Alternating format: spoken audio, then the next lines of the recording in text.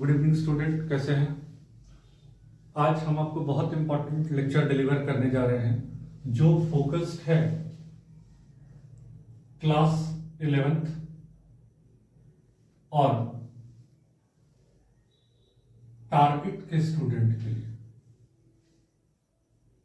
यानी कि जो बच्चे नीट और पैरामेडिकल की तैयारी कर रहे हैं, ठीक है, उनके लिए काफी इंपॉर्टेंट होने वाला है। आज 12th वालों के लिए कोई लेक्चर हम लेकर के नहीं आए हैं। आज का ये जो लेक्चर होना है ये 11th वालों के लिए होना है और टारगेट वालों के लिए होना है, ठीक है। इनके लिए ये वीडियो काफी बेनिफिशियल होने वाला है। टॉपिक है हमारा जेनेटिक रिकॉम्बिनेशन इन बैक्टीरिया।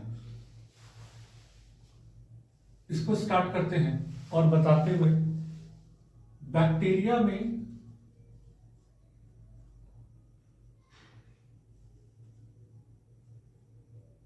जेनेटिक ट्रांसफर कैसे होता है,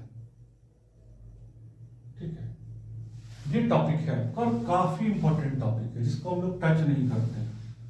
इस मेथड को हम लोग कंजुगेशन नाम से पढ़ते हैं, जिसका जिक्र एनसीईआरटी किताब में किया गया है। कंजुगेशन, ठीक है, काफी इंपॉर्टेंट मेथड है। लेकिन इससे पहले आपको एक बात जान लेना होगा कि बैक्टीरिया में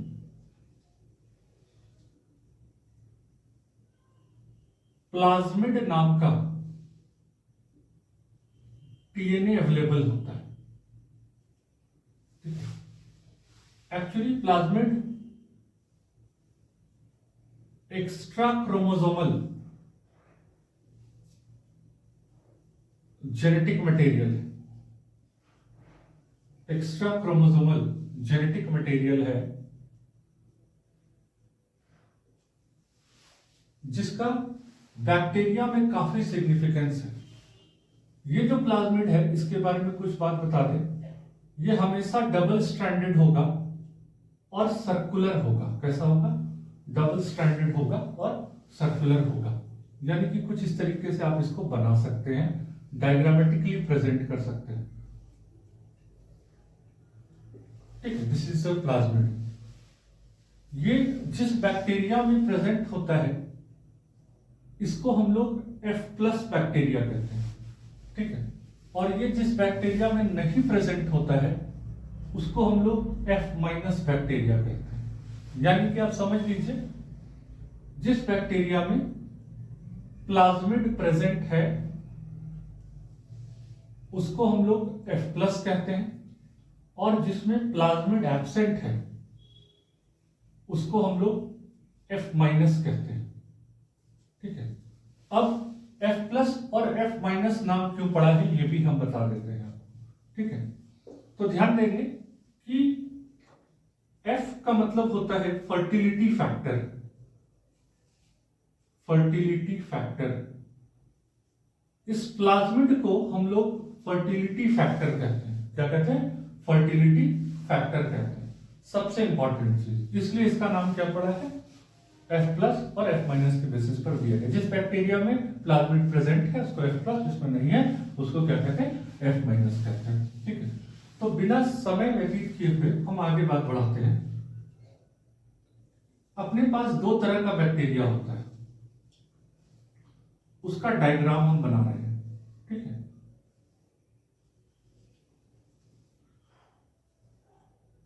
याद रखेंगे, बायो में डायग्राम बहुत इंपॉर्टेंट होता है, ठीक है। ये टेक्नोलॉजिकली आप लोग जितना भी एडवांस हो जाए और आप बना बनाया डायग्राम प्रेजेंट कर देते हैं, लेकिन आपको डायग्राम बनाना होगा, ठीक है।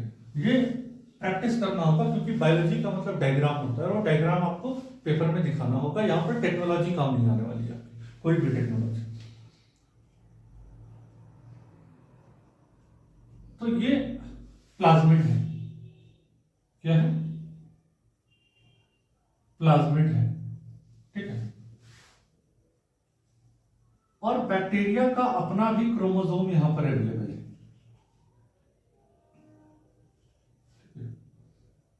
इसको हम लोग बैक्टीरियल क्रोमोसोम मार्क करते हैं। क्या मार्क करेंगे? Bacterial chromosome. चूंकि यहां पर प्लाज्मिड अवेलेबल है, ये आपका क्या हो गया? F+ सेल हो गया, ठीक है। यानी F+ बैक्टीरियल सेल। सिमिलरली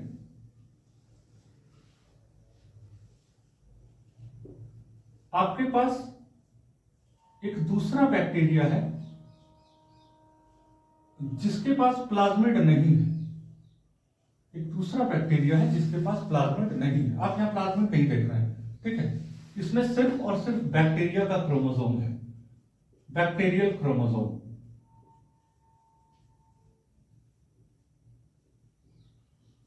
अब ये बैक्टीरिया क्या है भाई आपका? ये आपका F- सेल है। क्या है? F- सेल है, यानी कि F- बैक्टीरिया। जब आप जेनेटिक रिकॉम्बिनेशन पढ़ेंगे तो आप देखेंगे कि इस बैक्टीरिया से ये बैक्टीरिया यूनाइट होगा, ठीक। इस बैक्टीरिया से ये बैक्टीरिया क्या होगा? यूनाइट होगा। इनके बीच में यूनियन आपको देखने को मिलेगी। इस यूनियन को हम लोग क्रोमोसोमल ब्रिज कह के रिप्रेजेंट करते हैं। क्या कहते हैं? क्रोमोसोमल ब्रिज कह के रिप्रेजेंट करते हैं, ठीक है। तो अभी इतना हम लोग देख लेंगे। शुरुआत स्टार्ट करते हैं। बैक्टीरियल जेनेटिक ट्रांसफर कंजुगेशन कहते हैं इसमें, जिसमें कि प्लाज्मिड एक इंपॉर्टेंट मुद्दा होता है। प्लाज्मिड क्या है? एक्स्ट्रा क्रोमोसोमल जेनेटिक मटेरियल है, यानी क्रोमोसोम के बाहर एक जेनेटिक मटेरियल मौजूद रहता है बैक्टीरिया में। जिस बैक्टीरिया में ये मौजूद है उसको F+ कहते हैं, जिसमें ये नहीं है उसको F- कहते हैं, ठीक है। Very simple. F का मतलब होता है फर्टिलिटी फैक्टर। दोनों को डायग्राम वाइज हम आपको यहाँ पर रिप्रेजेंट कर दिए हैं। अब इसमें आगे क्या करना है, कंजुगेशन कैसे दिखाते हैं हम, ठीक है।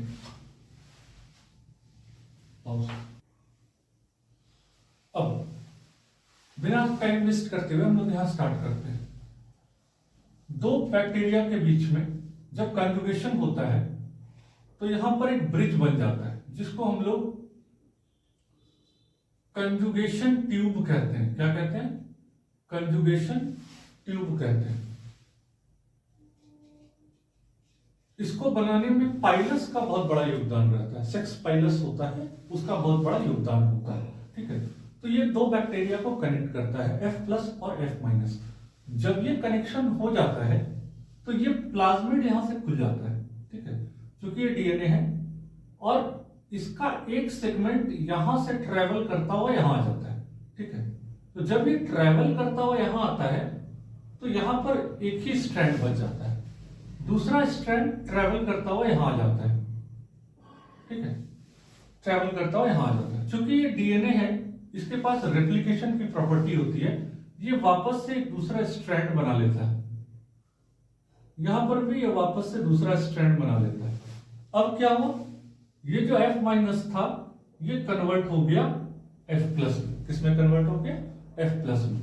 तो जब भी आप बात करते हैं कंजुगेशन की, कि कंजुगेशन क्या है, तो कंजुगेशन है कन्वर्जन ऑफ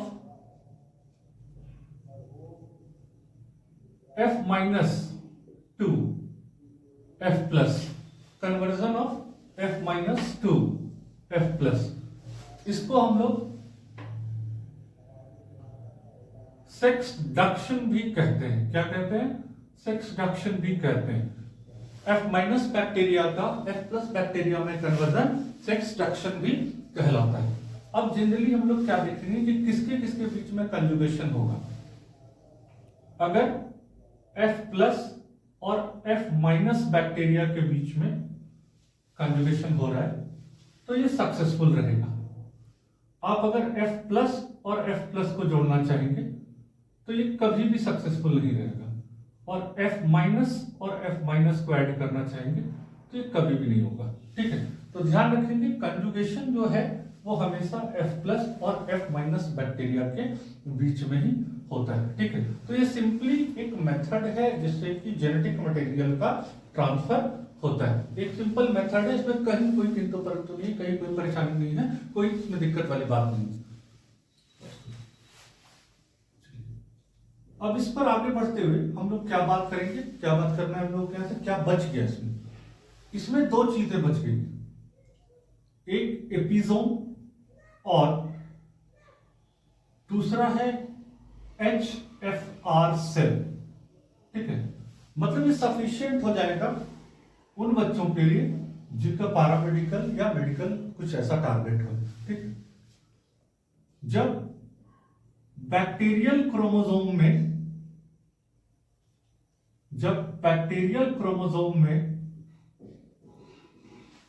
प्लाज्मिड अटैच हो जाए, ठीक है, जब बैक्टीरियल क्रोमोसोम में प्लाज्मिड अटैच हो जाए तो हम लोग इसको एपिसोम का नाम देते हैं।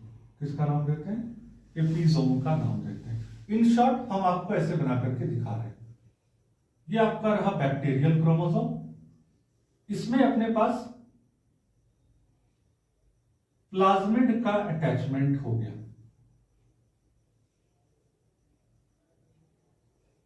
ठीक है। दिस इज योर प्लाज्मिड और ये रहा आपका bacterial chromosome.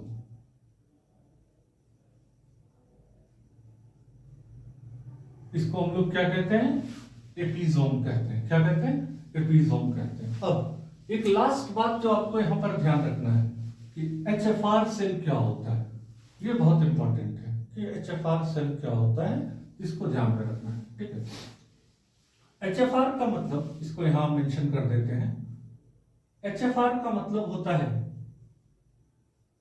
High frequency recombination. क्या मतलब होता है? High frequency recombination. यानी हाई फ्रीक्वेंसी रिकॉम्बिनेशन कहने का मतलब है कि हाई फ्रीक्वेंसी रिकॉम्बिनेशन बहुत मिलता जुलता चीज है। अब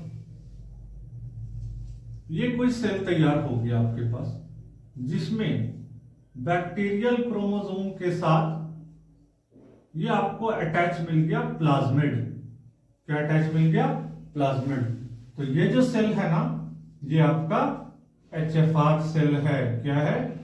एचएफआर सेल है। तो बैक्टीरियल कंजुगेशन में इतना ही आता है, ठीक है। हाँ, अगर आप पूछेंगे कि इसकी डिस्कवरी किसने की, तो डिस्कवरी वगैरह वाली बात जो है ना, ये लेडरबर्ग एंड टेटम, इन्होंने इसको डिस्कवर किया। किसमें डिस्कवर किया?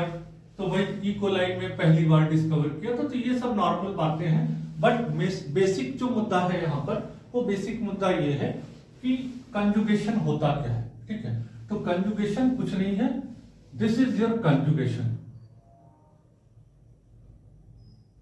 F plus cell into F minus cell, और जब ऐसा कुछ होगा तो F minus will convert to F plus cell, ठीक है। जिसको हम लोग सेक्स डक्शन या F डक्शन भी कहते हैं। मतलब कि reversibility of sex, F minus two F plus, sex reverse कर गया, ठीक है। यानी कि आप इसको डिफाइन कर सकते हैं, reversibility of sex in bacteria. Reversibility of sex in bacteria यानी कि F माइनस जो सेल था वो किसमें कन्वर्ट हो गया? वो कन्वर्ट हो गया F प्लस सेल में। किसमें कन्वर्ट हो गया? F प्लस सेल में। तो इसको हम लोग क्या कहते हैं भाई? इसको हम लोग कहते हैं सेक्स डक्शन या F डक्शन। क्या कहते हैं? सेक्स डक्शन या F डक्शन। इसमें और कुछ नहीं है, कुछ भी एक्स्ट्रा नहीं है। तो आप आराम से इसको पढ़िए, 2-3 दफा पढ़िए, कहीं कोई दिक्कत नहीं। और अगर कोई परेशानी है तो आप हमसे कांटेक्ट कर सकते हैं। ऑफलाइन सेंटर पर भी अवेलेबल है और ऑनलाइन भी अवेलेबल है। वीडियो जाने में कुछ समय लग सकता है, बट सॉल्यूशन डेफिनेट होगा, ये तय है, ठीक है ना। तो आज के लिए इतना ही, मिलते हैं नेक्स्ट लेक्चर में।